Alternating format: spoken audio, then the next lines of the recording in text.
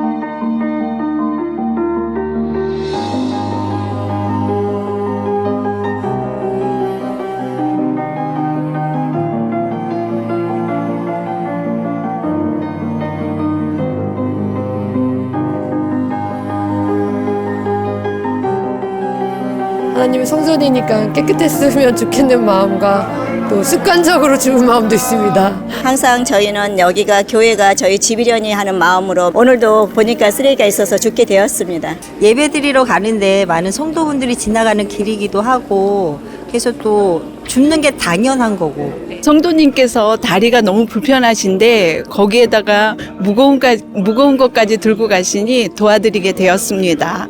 예, 제가 작년에 12월 달에 골절을 당해가지고 한 6개월 동안 휠체어랑 그 목발을 잡고 생활을 했어요.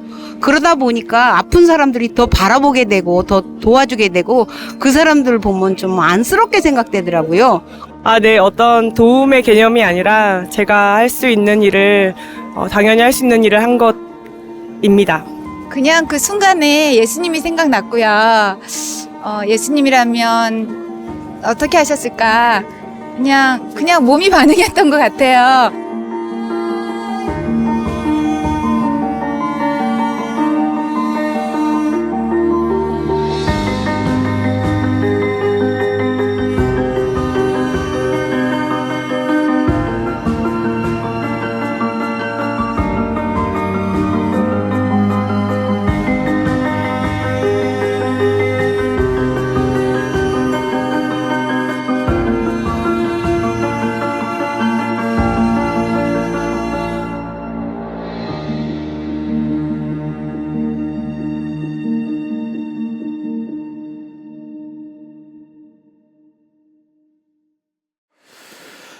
이 교회 사랑 주일은 매년 우리 교회의 6월절과 같은 주일입니다. 하나님께서 우리를 건지시고 구원하셨다. 부도 당할 수밖에 없었던 교회를 하나님께서 망하지 않고 살려내어 주셔서 정말 많은 이들을 살리고 또 한국교회에 영향을 미치는 교회로 세워주신 하나님의 그 은혜를 기억하자는 의미로 이 주일을 지키고 있습니다. 여러분들은 교회가 무엇이라고 생각합니까? 그리고 교회는 어떠해야 한다고 생각합니까? 이 영상에서 담겨 있듯이 마땅히 내가 교회라면, 내가 그리스도인이라면 이렇게 해야지 라는 생각이 다 아마 있으실 거예요. 그래서 다른 분들을 돕는 것이겠죠. 우리 젊은이 교회 안에도 아마 어려움을 겪는 지체들이 분명히 있을 겁니다. 외로움을 겪고 고독을 겪고 질병과 소외와 어려움들을 겪는 지체들. 제가 묻고 싶습니다. 여러분들 그분들이 누구신지 알고 있습니까? 그리고 여러분들은 그분을 돕고 있습니까? 얼마 전 선교단체에 이끄시는 선교사로부터 참 가슴 아픈 사연을 SNS 통해서 제가 보게 되었어요. 이 선교단체에서 아마 카페를 운영하시려고 베이커리 카페를 오픈하는 날, 그 카페 앞에서 한 청년이 차에서 자살을 합니다. 그리고 발견이 됐어요. 근데 그 카페 옆에 아마 교회가 있었던 것 같습니다. 교회 앞에서 한 청년이 스스로 목숨을 끊은 사건, 정말 있어서는 안 될 사건이 벌어진 겁니다. 이 선교사님이 허탈감 속에서 물었어요. 그 자리에서 쳐다만 보면 교회 간판이 보였을 텐데 그 간판이 보이지 않았을까? 누구라도 도움을 요청할 사람이 분명히 근처에 있었을 텐데, 더 나아가서 나도 아마 그 시간에 그 근처에 있었을 것 같은데 나는 무엇을 했는가? 카페 앞에 설치된 카메라를 통해 돌려보니 그 청년이 죽기 이전 몇 시간 동안의 모든 행적이 거기에 담겨 있었습니다. 그래서 그 카메라를 돌려보면서 보니까 이런 일들이 있었어요. 카페 옆 교회에서 철회를 마치고 사역자들과 성도들이 나옵니다. 그리고 그 청년을 봐요. 청년도 그들을 봅니다. 그 영상을 보면서 그 선교사님이 이런 얘기를 하는 거예요. 한 번만 물어봐 주라. 그러니까 교회 나오는 그 성도들이 그 청년에게 한 번만 물어봐 주라.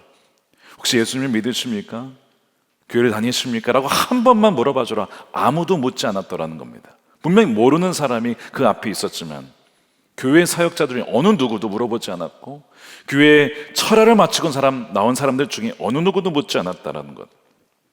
그리고 이 청년도 마찬가지로 한 번만 좀 돌아봐라, 한 번만 좀 도와달라고 요청해라 말을 해도 그냥 보기만 하고 그냥 지나칩니다. 이 청년이 안절부절 담배를 꺼내서 담배를 핍니다. 안절부절 얼마나 초조했을까, 얼마나 두려웠을까. 그리고 자기의 차에 들어가서 계획했던 것을 실행을 하고, 그것이 그 청년의 마지막 모습이었어요. 그리고 새벽에 발견이 된 거죠. 이 선교사님이 그 영상을 보면서 트라우마가 생겼습니다. 그 청년의 얼굴 왔다 갔다 하는 그 모습이 자꾸 머리에 남는 거예요. 내가 그 사람을 구원할 수도 있었는데 그 죄책감도 같이 밀려오는 겁니다. 난 도대체 뭐 하는 건가? 내가 선교사로서, 특히 젊은 세대, 다음 세대를 살린다고 하는 선교사로서 나는 뭘 하고 돌아다니는 건가? 내가 지금 교회 또는 선교단체 하면서 나 지금 알바하는 건가?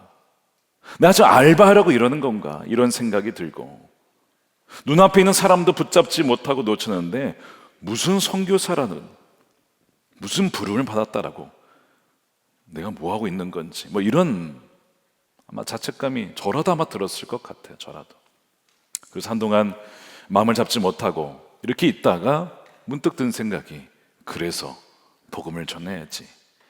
여전히 듣지 못하고 알지 못하여서 좌절과 절망 속에서, 어둠 속에서 혼자 외롭게 고군분투하다가 죽어가는 이들이 있기 때문에 그래서 복음을 전해야지.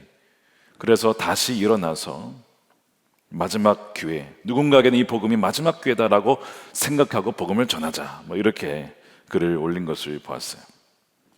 자, 여러분, 교회 앞에서 청년이 죽는다는 이 사건이 과연 우리 젊은이 교회 주변에는 일어나지 않을 일일까요? 장담할 수 있겠습니까? 얼마든지 우리 주변에도 일어날 수도 있어요. 우리가 주변을 돌아보지 아니하고 그저 우리끼리, 우리만의 리그가 된다면 얼마든지 이런 일이 벌어질 수도 있는 것입니다. 오늘날 교회가 약해진 현 주소를 보여주는 사건이 바로 이 사건이 아닌가 싶은 생각이 드는 거예요.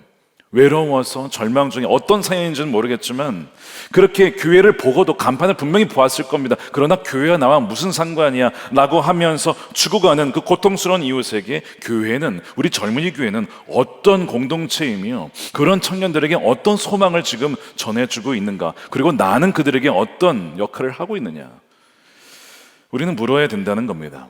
최근에 탈기독교 시대 교회라는 책이 번역이 됐어요. 거기 보면 미국이 최근에 너무나 많은 종교적인 변화를 겪고 있다는 거예요.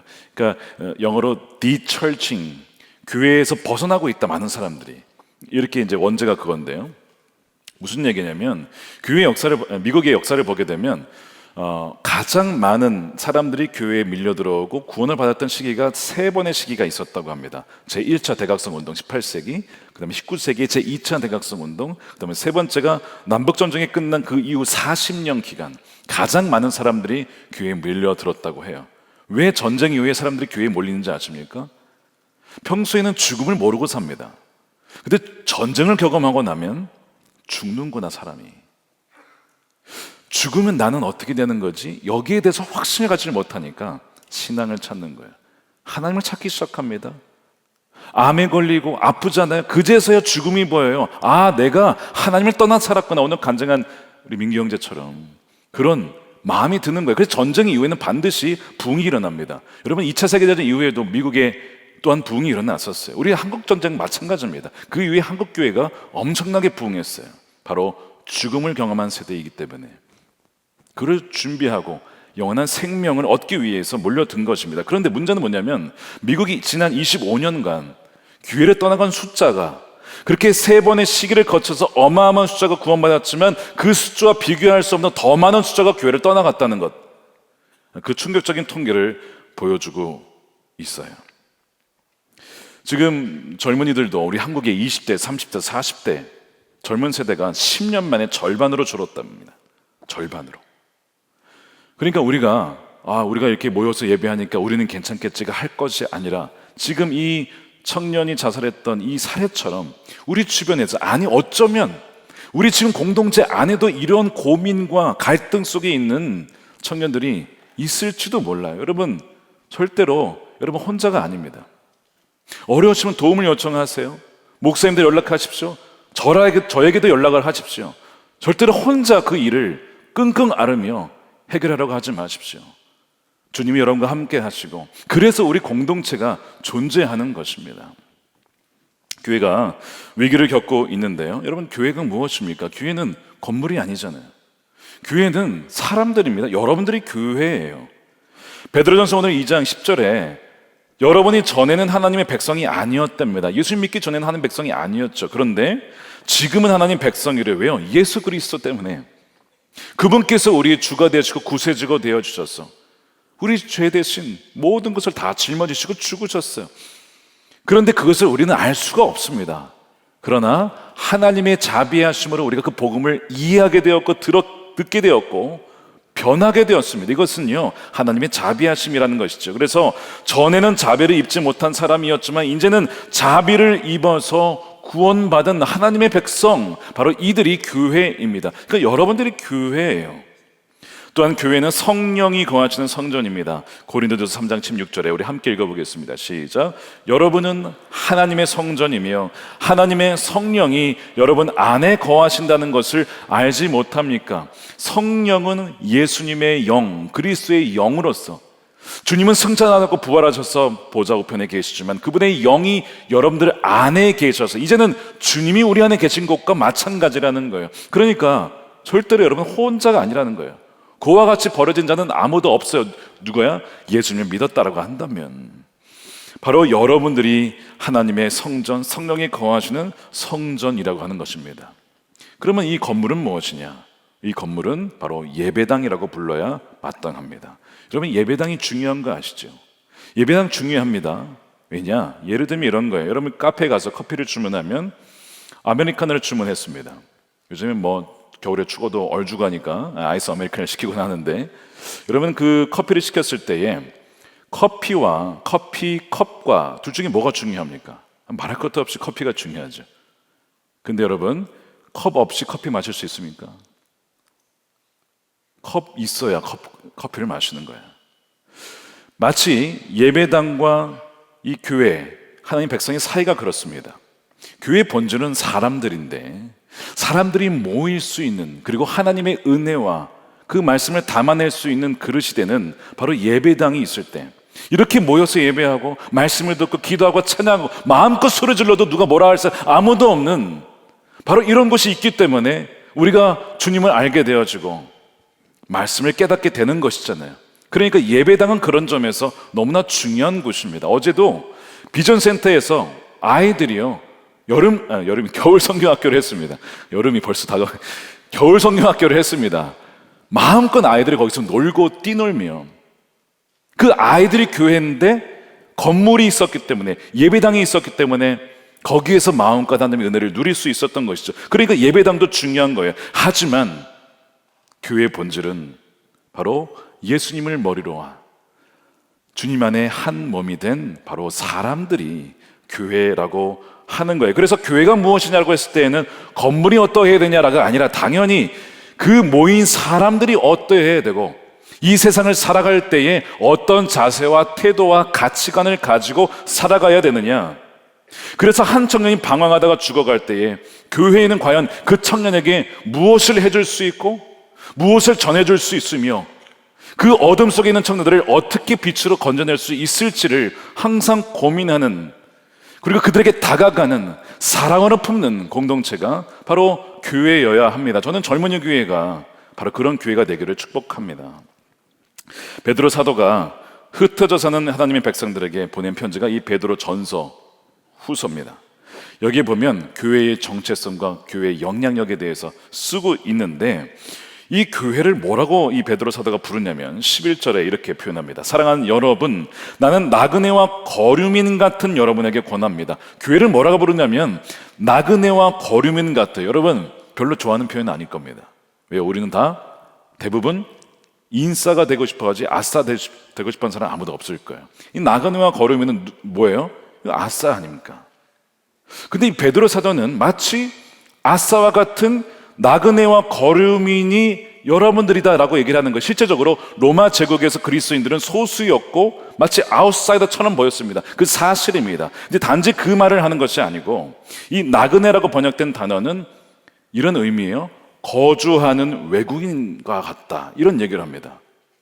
아니 왜 외국인이라고 할까? 나는 로마의 시민권자인데 왜 외국인이라고 말하는 거지? 여러분, 거주 외국인이 누구냐면 관광객이 아닙니다.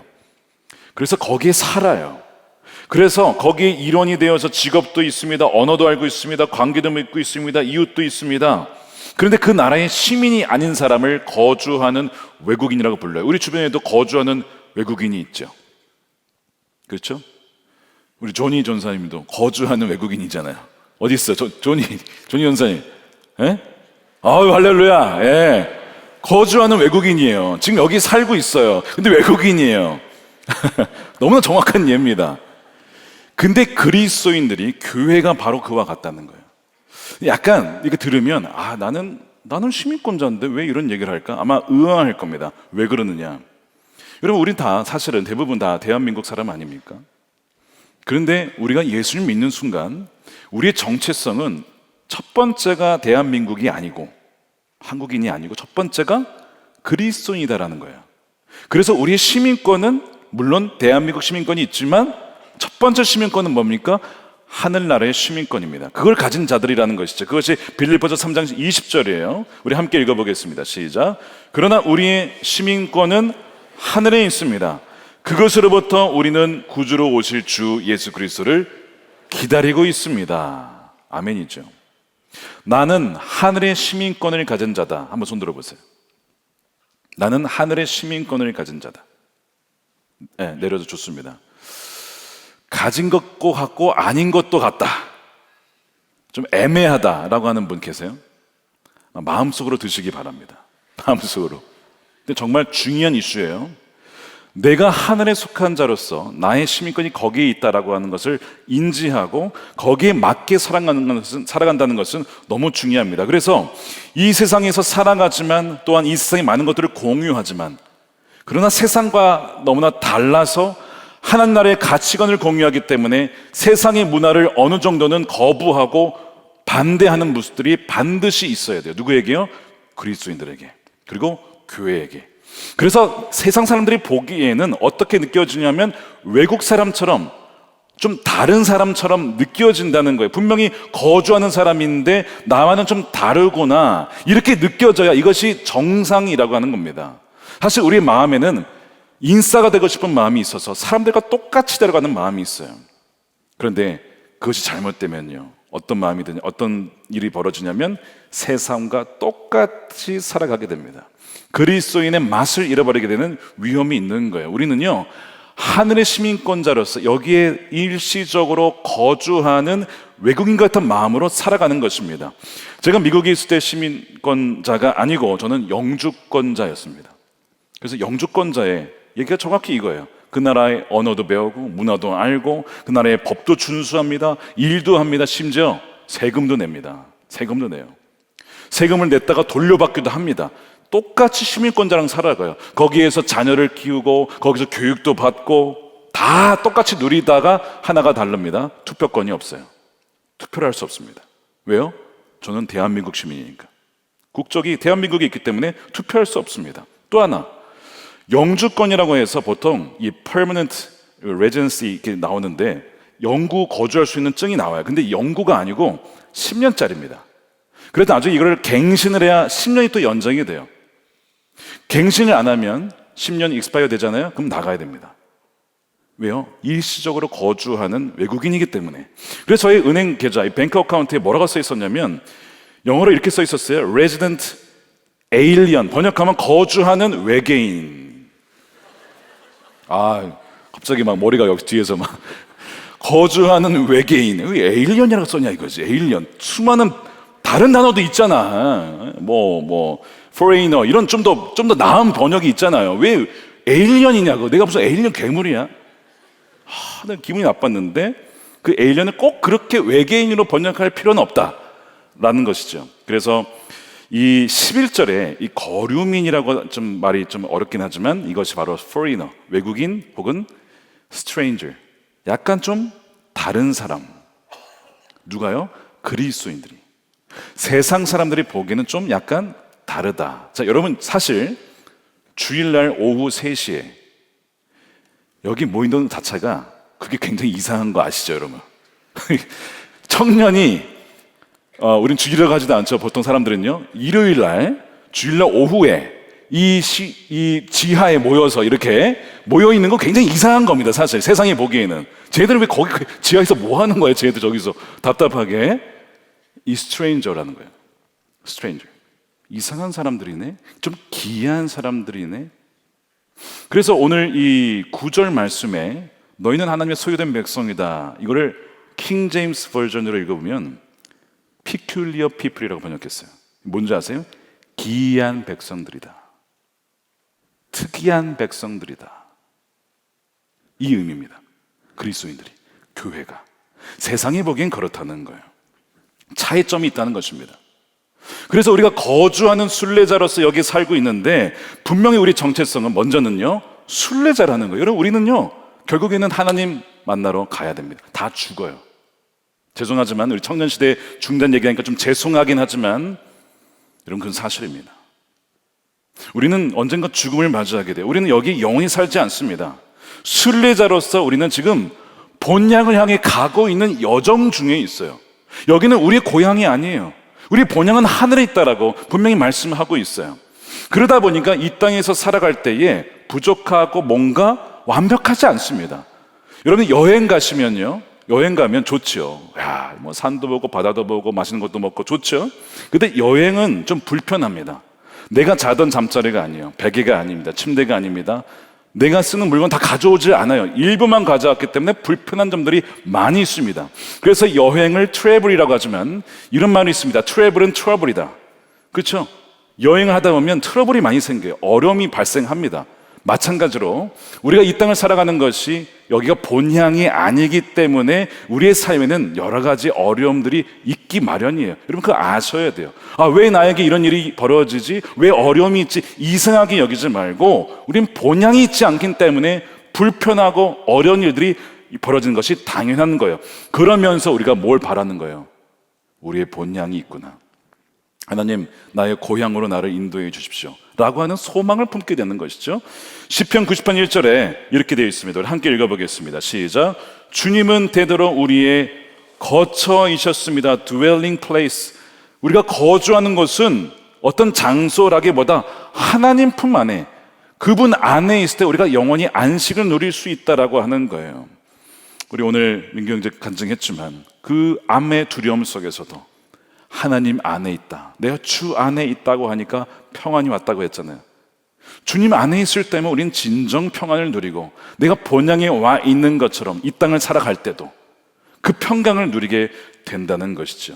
더 나아가서 우리는요, 거룩한 순례자입니다.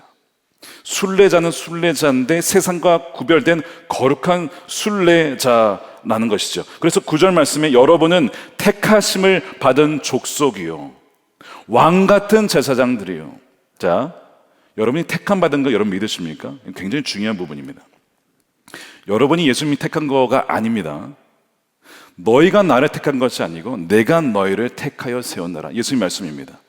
여러분들이 택한 것이 아니라 하나님이 택하셨기 때문에 이렇게 예배할 수 있는 거예요. 택함 받은 족속이래요. 이 다른 족속이라는 것이죠. 그리고 왕과 같은 제사장들이요, 거룩한 민족, 구별된 민족이고 하나님의 소유가 된 백성입니다. 그러므로 자, 어떻게 되어 있습니까? 영혼을 거스러 싸우는 육체적 정욕을 멀리 하십시오. 세상과 똑같이 살아가려고 하지 마십시오. 그 사람들에게는 소망이 없는 사람들입니다. 정욕이 아니라 성령의 소욕을 따라 살아가십시오. 그래야 하나님이 인도하신 대로 살아갈 수 있고 하나님이 이 땅에 보내신 목적대로 살아갈 수가 있는 것입니다. 세상의 안에 살지만 동화되지 마십시오. 정욕과 탐욕과 그것을 쫓아 살아가지 마십시오 라고 얘기하는 거예요. 그래서 초기 기독교인들은요, 로마 제국 안에 살았지만 그들과는 다른 구별된 삶을 살았어요. 여러 가지가 달랐는데 초기 기독교를 연구한 책인 처음으로 기독교인이라 불렸던 사람들이란 책이 있습니다. 거기에 놀라운 통계가 있어요. 예수님이 승천하시고 이제 그 이후에 한 서기 40년경에 그리스도인들이 한 1000명 정도 있었답니다. 그리고 거기서부터 다시 60년이 흘러서 서기 100년에는 그리스도인들이 한 7천에서 10,000명 정도가 되었다고 해요. 한 10배 성장한 거예요. 그런데 서기 100년에서 서기 300년 이르기까지 200년 기간, 아직 콘스탄틴 대제가 기독교를 공인하기 이전에 이 200년 기간 동안 그럼 얼마나 만 명에서 늘었느냐? 500만 명으로 늘어납니다. 엄청난 숫자가 늘어났어요. 공인해서 늘어난 게 아니고 이미 그 정도로 늘어나 있어서 공인을 한 거예요. 그러면 도대체 어떠한 영향이 있었길래 이 500배의 성장이, 폭발적인 성장이 있었냐? 성령의 강력한 역사하심이 있었고, 첫 번째. 두 번째, 그리스도인들이 성령의 능력으로 변화되어서 머리로부터 지식과 가치관과 세계관이 변화되어서 삶이 변화되었어요. 그래서 로마 제국의 사람들과는 같이 사는데 같이 살아요. 음식도 먹고 옷도 비슷하게 입습니다. 근데 뭔가 달라. 그것이 굉장히 매력이었던 겁니다. 자, 그게 뭐냐? 몇 가지 제가 소개해 드릴게요. 첫 번째, 기독교인들은요, 검투사 축제를 거부합니다. 콜로세움 경기장 아실 겁니다. 글래디우스였나? 영화 이름이 뭐였죠? 글래디에이터, 검투사 얘기잖아요. 로마 사람들이 즐겼던 것이 뭐냐면 노예로 끌려왔던 사람들을 검투사들로 세워서 서로 치고받고 싸우고 죽이는 겁니다. 그 사람들이 구경하면 너무 재밌는 거야. 야, 누가 이길까? 난 제가 이길 것 같아. 탁 찔러, 야, 이겼다! 막 이러면서. 이게 로마 사람들의 스포츠였습니다. 기독교인들은 거기 가지 않았어요. 왜 가지 않았을까요? 노예도 하나님의 형상으로 지음받은 자인데 죽이고 죽이는 이 스포츠는 하나님 원하시는 것이 아니다. 이거는 마귀가 하는 짓이다. 참여를 안 합니다. 그러니까 검투사 경기를 안 가면 그리스도인이구나, 이렇게 딱 구별이 되는 거예요. 두 번째, 기독교인들은 낙태를 하지 않습니다. 영아 유기를 하지 않았어요. 당시 로마 사람들이 어떻게 했냐면 아기를 낳으면 영아를 유기하는 일이 빈번하게 발생했습니다. 왜냐? 아니, 아기를 낳는데 내가 원하는 성별의 아기가 아니야. 그럼 버리는 거야. 주로 여자아이였습니다. 그러면 이걸 도덕적으로 비판받을 일이냐? 아니죠. 왜? 부모의 권리니까. 이게 그 당시 로마 사람들의 사고방식이었어요. 너무나 자연스러운 거예요. 그래서 버려진 아기들은 죽든지 아니면 노예로 길러집니다. 노예로. 이런 상황 속에서 기독교인들은요, 유아 유기하지 않아요. 낙태하지 않습니다. 왜요? 하나님이 주신 생명이니까. 오히려 버려진 아이들을 데려다가 키워줍니다. 기독교 공동체에 받아줍니다. 이것이 또한 구별된 모습이었어요. 지금은요, 여러분, 이것이 당연한 것이지만 그 당시만 해도 그렇지 않았습니다. 기독교인들이 변화를 일으킨 거예요. 세 번째, 기독교인들은요, 결혼 이외의 성관계를 반대했습니다. 당시의 문화가 어땠느냐? 로마 사회에 이중잣대가 있었습니다. 특히 남성들에게. 저도 남성이자면 참 부끄럽는데 어떤 이중잣대냐? 결혼을 하면 아내에게는 정절을 요구합니다. 그리고 자녀를 키우라는 거예요. 그리고 남자는요, 자기보다 신분이 낮은 여자들과 관계를 맺어요. 그리고 자기의 정부를 따로 두고 여종들을 둡니다. 이게 당연한 문화였어요. 이게 당연한 문화. 로마 시대의 문화입니다. 굉장히 음란했죠. 그런데 기독교인들은 뭐라고 하냐면요, 이제 여러분 에베소서 5장 읽어보세요. 서로만을 사랑하라는 거예요. 부부관계는 성 안에만 머물러 있어야 된다는 거예요. 굉장히 배타성을 갖고 있습니다. 언약을 맺었다는 거예요. 평생. 야, 너 이렇게 재미없게 사냐? 막 욕합니다, 그리스도인들을. 근데 나중에 보면 그게 맞는 것 같은데 이렇게 변하는 거예요. 네 번째, 동성애를 반대했어요. 여러분 그리스 시대 이 문헌을 읽어보면요, 뭐 소크라테스, 아리스토텔레스 동성애가 있었습니다. 특히 많이 배울수록, 똑똑할수록 젊은 남자를 데려다가 동성애를 했어요. 그게 문헌에 남아 있습니다. 근데 기독교인들은 동성애를 반대하는 거예요. 하나님 반대하시는 것이다, 거부하고. 그렇지만 동성애자들을 핍박하거나 그러진 않았어요. 왜? 긍휼히 여기는 것이죠. 다섯 번째, 여성에게 권한을 부여했습니다. 당시 로마 제국에는 여성 리더십이 없었어요. 근데 예수님은요, 부활의 첫 증인 마리아죠. 사도 바울이 사역할 때 가장 감사한 사람이 누굽니까? 라고 해서 첫 번째 꼽은 사람이 남자가 아니고 여자였습니다. 갱그라 교회 리더였던 베베를 내가 추천합니다. 나는 그 사람 없었으면, 그녀 없었으면 저는 사역을 하지 못했을 겁니다. 리더십으로 세워주는 거예요. 너무나 혁명적인 거예요. 투표권이 당연히 그 당시에 없었죠.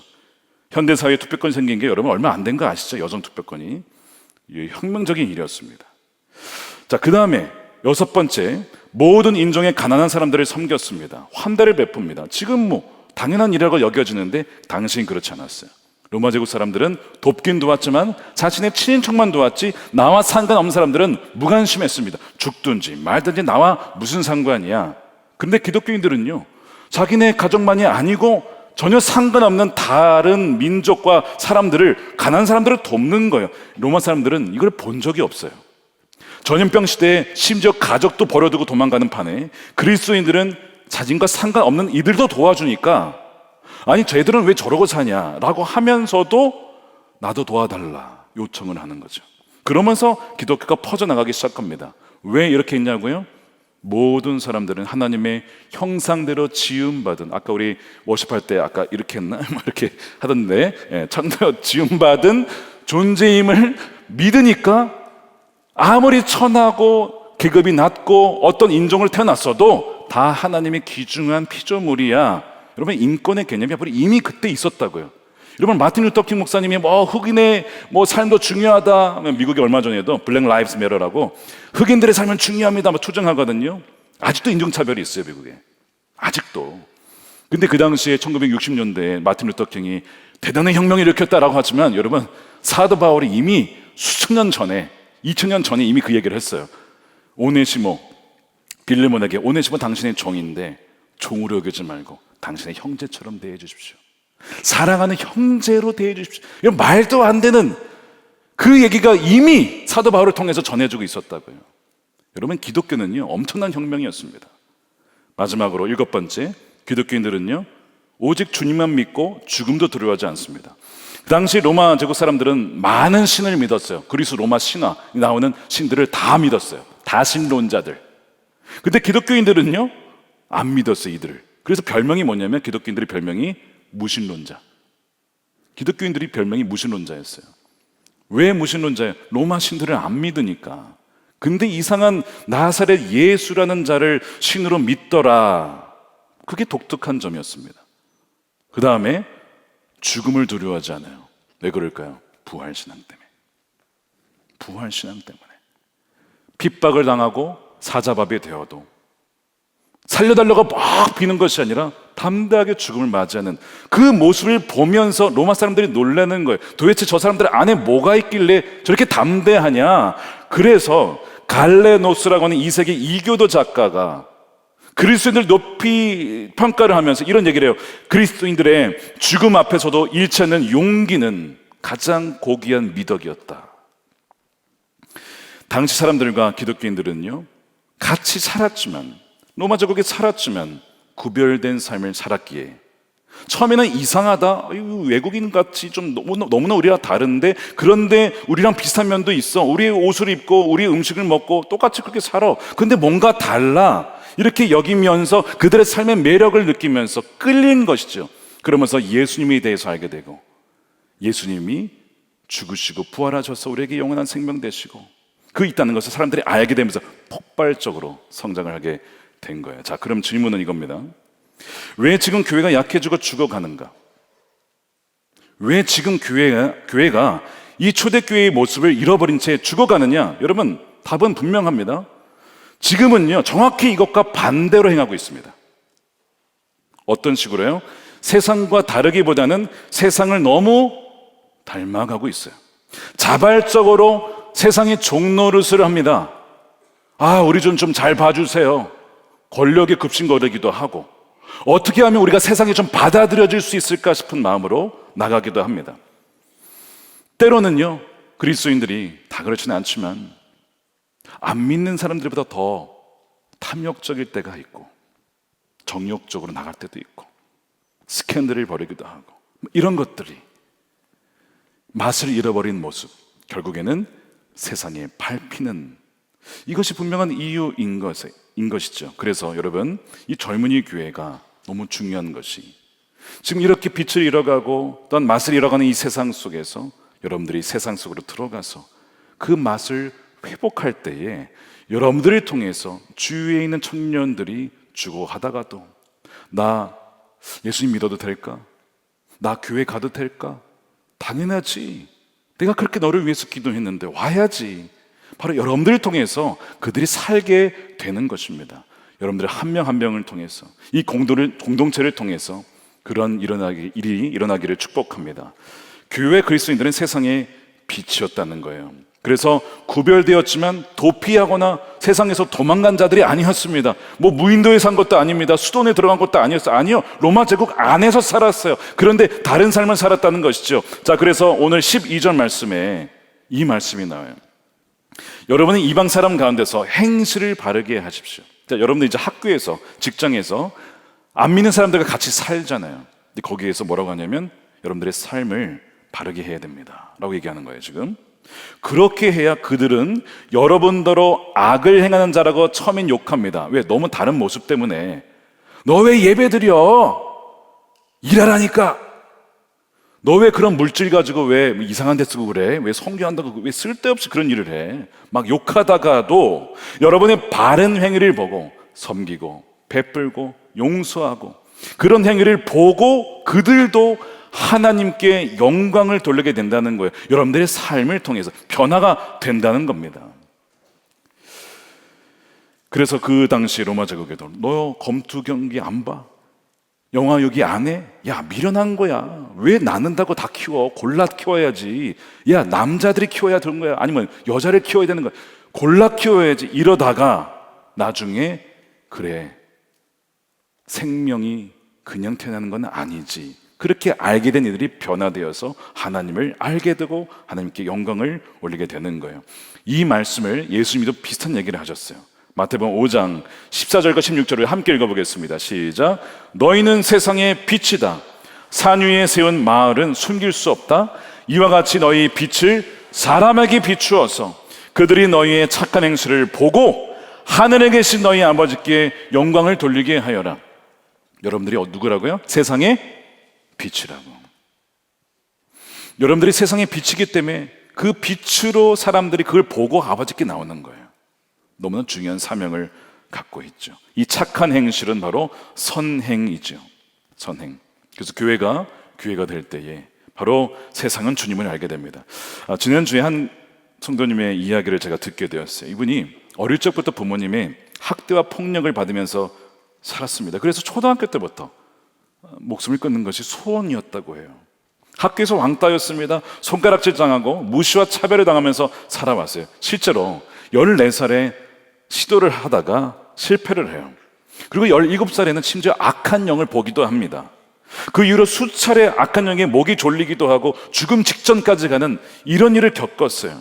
태어나서 한 번도 따뜻한 사랑, 관심 받아본 적이 없어서 뭐라고 생각했냐면 내 인생은 저주받았구나, 이렇게 생각을 했다는 거예요. 심지어 어머니도요, 11살 때 너무 말을 안 한다면서 이 몸에 불을 지으려고 뭐 기름을 붓기도 하고 뭐 이런 끔찍한 일을 당한 거예요. 그래서 하나님, 어머니가 믿는 그 하나님 나 안 믿겠다, 이렇게 막 하나님을 부인하고 했던, 그렇게 살다가 25에 5살 때 하나님이 그를 찾아옵니다. 극적으로 하나님 만나요. 그러면 자기가 지금까지 하나님을 저주했던 것을 다 회개를 해요.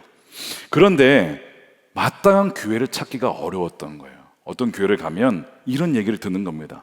저 사람 이상한 사람이야. 죄가 많아서 그래. 기도 안 해서 그래. 정신이 약간 이상해. 그 사람 아들도 이상하더라. 이런 소문이 도는 거예요. 어디에서요? 교회에서. 그래서 그 교회에 남을 수가 없어서 옮기고 어디까지 이르는 거예요? 이곳까지 온 거예요. 서남목적 교회가 10번째 교회입니다. 10번째. 근데 그분이 그런 고백을 하세요. 목사님, 서남목적 교회 와서 속장님, 바나바 해주신 권사님, 속회 집사님들께 그동안 받아보지 못한 사랑과 관심을 받았습니다. 서남목적 교회에서 좋은 믿음의 지체들을 많이 만났습니다. 제 평생 받아보지 못한 사랑을 정말 많이 받았어요. 또한 일기를 쓰면서 서로 기도해주고 격려해주고 위로해주는 믿음의 지체들도 만나게 되었습니다. 처음으로 너무나 그 사랑을 받으니 얼떨떨하기도 했고 신기하기도 했습니다. 저는 항상 교회에서도 죄인이고 바보였고 왕따였습니다. 근데 하나님께서 이 서남목자 교회 통해 너무 많은 선물을 주셨어요. 너무나 감사합니다, 이런 이야기를 하신 거예요. 여러분, 젊은이 교회가 이런 공동체가 되기를 축복합니다. 누가 와도 주님의 사랑으로, 그 충만한 사랑으로 품어낼 수 있는 그런 공동체가 된다면, 여러분, 자살하려던 청년들이 왔다가 회복되는 교회, 소망을 끊었다가 소망을 찾는 교회, 그래서 그런 이들이 회복되어 또한 그들이 밖으로 나아가서 그렇게 죽어가려고 했던 이들을 또한 살리는 교회, 그런 교회가 젊은이 교회가 되기를 축복해요. 그러면요, 그것이 우리 안에서만의 우리가 좋은 게 아니고 이건 자연스럽게 바깥으로 흘러가게 되어 있습니다. 2차 세계대전 때 나치가 3일 만에, 3일이었던 것 같아요, 프랑스를 점령하죠. 급속도로 점령을 합니다. 그리고 거기에 나치를 추종하는 임시정부, 이 BC 정부를 만듭니다. 그래서 그 정부의 경찰들 통해서 뭘 하냐면 유대인들을 잡아 죽이는 일을 해요.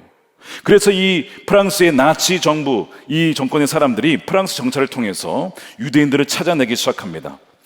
프랑스의 르샹봉이라고 하는 지역이 있는데 거기에 유대인들이 도망쳐서 숨게 돼요. 그 르샹봉에 교회가 있었습니다. 휴고노라고 하는 분파인데, 기독교의 한 분파인데, 거기 공동체 그리스도인들이 그 유대인들을 한 명 자기 집에 숨겨줍니다. 목숨 걸고 숨겨주는 거예요. 첩보를 듣고 그 프랑스 경찰들이 찾아와요. 그러면서 수색을 합니다.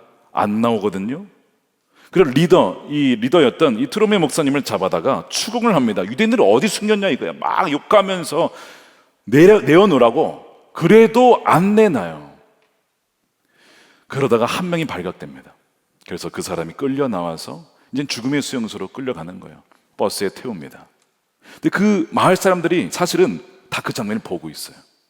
그 당시에 그 목사님의 아들이었던 사람이 나오더니 자기가 거기 간직했던 초콜릿바를 그 사람에게 버스 창문을 통해서 건네줍니다. 그 장면을 보던 마을 사람들이 다 자기가 가지고 있었던 음식들을 가지고 와서 그 사람에게 건네줘요. 여러분, 이 상상해 보세요. 죽으러 가는 그 유대인 한 명을 위해서 자기가 가진 것을 주는 그 행위, 경찰들이 그것을 다 봅니다. 그 장면을. 그걸로 끝난 것이 아니라 이 마을 사람들이요, 이 BC 경찰들을 미워하지 않아요. 막 때리거나 악을 갚지 않고 오히려 그 사람들을 불쌍히 여겨줍니다. 그러니까 이 경찰들도 이상한 거예요. 왜 우리에게 악하게 대하지 않지? 왜 이들은 목숨 걸고 이 유대인들을 지켜주는 거지? 처음에는 잡으러 왔다가 한두 명씩 변하기 시작하는데 어떤 변화가 일어나냐면, 나 이제 못하겠다, 나 유대인들 잡는 거 안 할 거야, 이거 못할 짓 같아, 나도 그렇게 생각해, 나도야, 사실은 나도 안 할래. 그래서 이제는 그 일을 그만둔 이들이 쫙쫙쫙 펴져나가면서 결국에는요, 거기에 숨어져 있었던 사람들 몇 명인지 아세요? 3,000명은 다 살게 돼요. 여러분, 이 변화가 누구에 의해 일어났다고요? 교회, 그리스도인들. 왜 그들은요 평소에 어떤 말씀을 좋아했냐면 산상수훈 그리고 선한 사마리안 이야기를 참 좋아했습니다. 우리 이웃이 누구냐? 내가 원수라고 여겼던 이들이 우리 이웃이고, 또한 우리에게 악을 행한 자들에게 우리 오히려 선을 베풀어야 된다. 박해한 자들을 위해서 기도해야 된다. 그 말씀을 배운 대로 실천할 기회를 그들이 가지고 섬겼던 것이죠. 그랬을 때에 이 BC의 경찰들도 회개하고 그만두어서 3,000명의 영혼을 구원해요. 여러분, 그것이 다큐멘터리도 제작이 되었고 책으로는 무고한 피를 흘리지 않게 하기 위해 라고 책이 나오기도 했습니다. 아직 번역은 되지 않았지만 너무나 귀한 책이에요. 여러분, 이것이 교회입니다. 이것이 교회예요. 여러분들이 우리가 그렇게 살아갈 때에 우리만 사는 것이 아니고 세상에 영향을 미치는 거예요.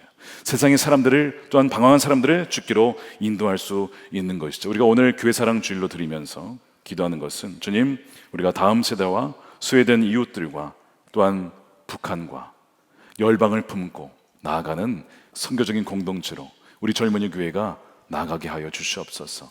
하나님, 그 사랑으로 섬기겠습니다.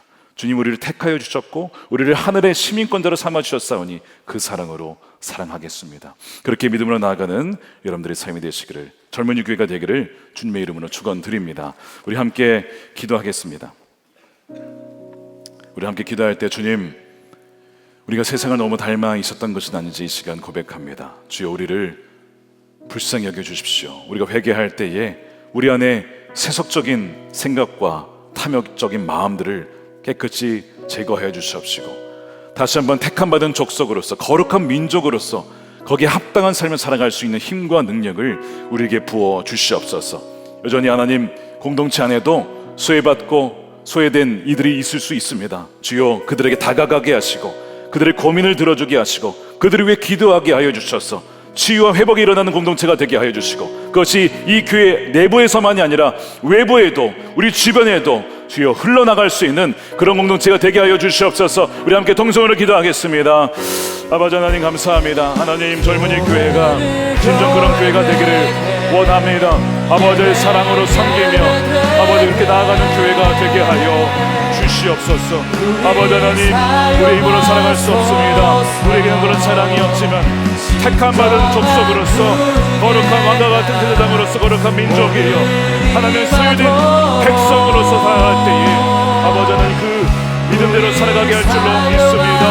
아버지 하나님, 젊은이 교회가 그런 청년들마저도 뽑아내며 하나님 왕따로 살아갔지만 이 교회 안에서 하나님의 왕 같은 제사장으로 사랑받는 하나님 그런 공동체, 그런 자를 일어나는 공동체가 될 수 있도록 아버지 하나님 변화되어주는 하나님 그런 공동체로 삼아 주시옵소서. 다음 세대를 살리고 이웃을 뽑아내고 북한과 열방을 나아가는 우리 젊은이 교회가 되게 하여 주시옵소서. 아버지 하나님, 감사합니다. 하나님, 그렇습니다. 우리가 주의 부름받은 거룩한 백성으로 우리를 세우신 하나님, 바로 주님의 은혜입니다. 모든 것이 하나님의 자비였음을 이 시간 고백하오니 하나님의 모든 사랑에 감사를 드립니다. 하나님, 이 공동체가 세상에서 왕따로 살았다가도 이 공동체에서는 왕과 같은 대장으로 사랑받으며 존중받으며 그렇게 변화되어지며 치유받는 공동체 되게 하여 주시옵소서. 그래야 다시 세상으로 나아갈 때에는 진정 구별된 하나님의 백성으로서 거주하는 외국인처럼 보이지만 그러나 하나님의 자녀로서 담대하게 증인이 되어 살아갈 수 있는 우리 젊은이 교회 모든 청년들이 되게 하여 주시옵소서. 아버지 하나님, 선교적인 공동체가 되기를 원합니다. 우리만이 아니라 또한 다음 세대와 청년들을 살리며 또한 이웃을 살리며 또한 북한을 품고 열방을 품는 그런 공동체로 나아갈 수 있도록 젊은이 교회 가운데 성령으로 역사하여 주시옵소서. 아버지 하나님, 이 시간에 하나님 구별된 예물 주님께 올려드립니다. 11조로 감사한 금으로 성경금으로 약정하여 또한 하나님 교회 사랑 약정을 하여 주님께 올려드리오니 드린 손길마다 기억하여 주시고 저의 가정 가운데, 학업 가운데, 저희 또한 직장 가운데, 또한 미래 가운데 하나님께서 친히 저들의 삶을 인도하시고 하나님 붙잡아 주시옵소서. 하나님, 이 나라가 하나님을 경외하는 나라 되게 하시고 또한 남과 북이 복음으로 통일되어지며 땅 끝까지 이르러 하나님 복음이 증거되어서 주님이 다시 오시는 날 우리가 신실한 주의 신부, 순결한 신부가 되어 주님을 맞이하는 그날을 보게 하여 주시옵소서. 축복하며 예수님의 이름으로 기도드립니다. 아멘. 우리 함께 찬양하겠습니다. 우리에겐 소원이 하나 있네. 우리 사용하셔서 함께 찬양하면서 봉헌 드리겠습니다.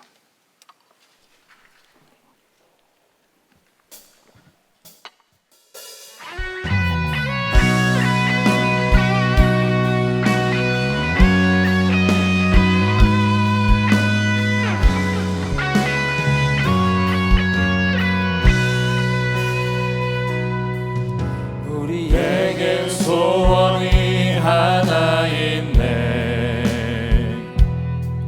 주님 다시 오실 그날까지. 우리 다 같이 일어나서 찬양합니다. 일어나서 우리 가슴에 새긴 주의 십자가 사랑, 나의 교회를 사랑케 하네. 주의 교회를 향한 우리 마음, 희생과 포기와 가난과 고난, 하물며 죽음조차 우릴 막을 수 없네. 우리 교회는 이 땅의 희망. 두 손 들고 찬양합니다. 교회를 교회되게, 예배되게 우릴 사용하소서. 우릴 사용하소서. 진정한 부흥의 날 오늘 임하도록 우릴 사용하소서. 성령 안에 예배하리라. 성령 안에 예배하리라. 자유의 마음으로 사랑으로 사역하리라. 사랑으로 사역하리라. 교회는 생명이니 교회는 생명이니 교회를 교회되게, 예배되게 주님 우리를 사용하소서. 우릴 사용하소서. 진정한 부흥의 날 오늘 임하도록 우릴 사용하소서.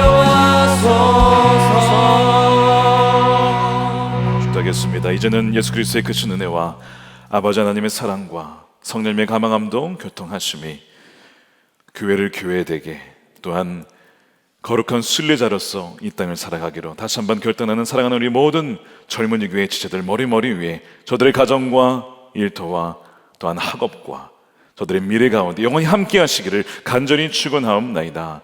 아멘.